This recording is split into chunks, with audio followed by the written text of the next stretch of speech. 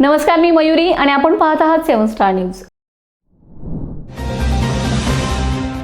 नागपूर येथे केंद्रीय रस्ते वाहतूक व महामार्ग मंत्री नामदार नितीनजी गडकरी साहेब यांची आमदार सुहास अनिलभाऊ बाबर यांनी सदिच्छा भेट घेऊन मतदारसंघातील तसेच सांगली जिल्ह्यातील विविध महत्त्वाच्या विकास कामांबाबत सविस्तर निवेदन सादर केले।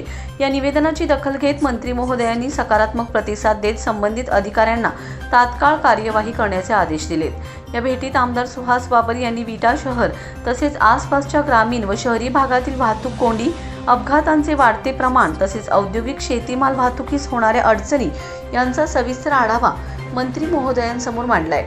यावर केंद्रीय मंत्री गडकरी यांनी सकारात्मक प्रतिसाद देत सर्व मागण्या पूर्ण करण्याचे आश्वासन दिले। या भेटीत आमदार सुहास बाबर यांनी खालील प्रमुख मागण्या केलेत।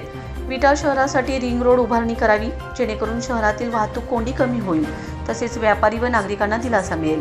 गुहागर विजापूर राष्ट्रीय महामार्ग क्रमांक 166 ई अंतर्गत येणाऱ्या रेणावी, रेवणगाव, सुलतानगादी, हिवरे हद्दीतील रस्त्यावर मोठे खड्डे पडले असून सदर ठिकाणी रस्ता धोकादायक झाला असून त्या ठिकाणचे काम तातडीने सुरू करावे। हा रस्ता दळणवळणाच्या दृष्टीने अत्यंत महत्त्वाचा आहे।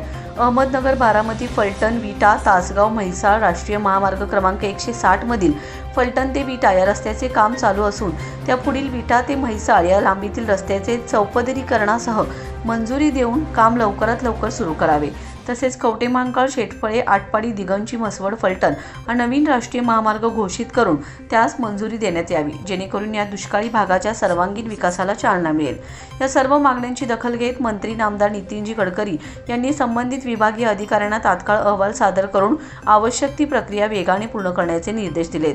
आमदार सुहास बाबर यांनी सांगितले की मतदारसंघाच्या विकासासाठी केंद्र व राज्य शासनाच्या पातळीवर सातत्याने पाठपुरावा सुरू असून रस्ते व पायाभूत सुविधांचा विकास झाल्यास व्यापार, उद्योग, शेती तसेच रोजगाराच्या संधी वाढतील असा विश्वास त्यांनी यावेळी व्यक्त केला आहे।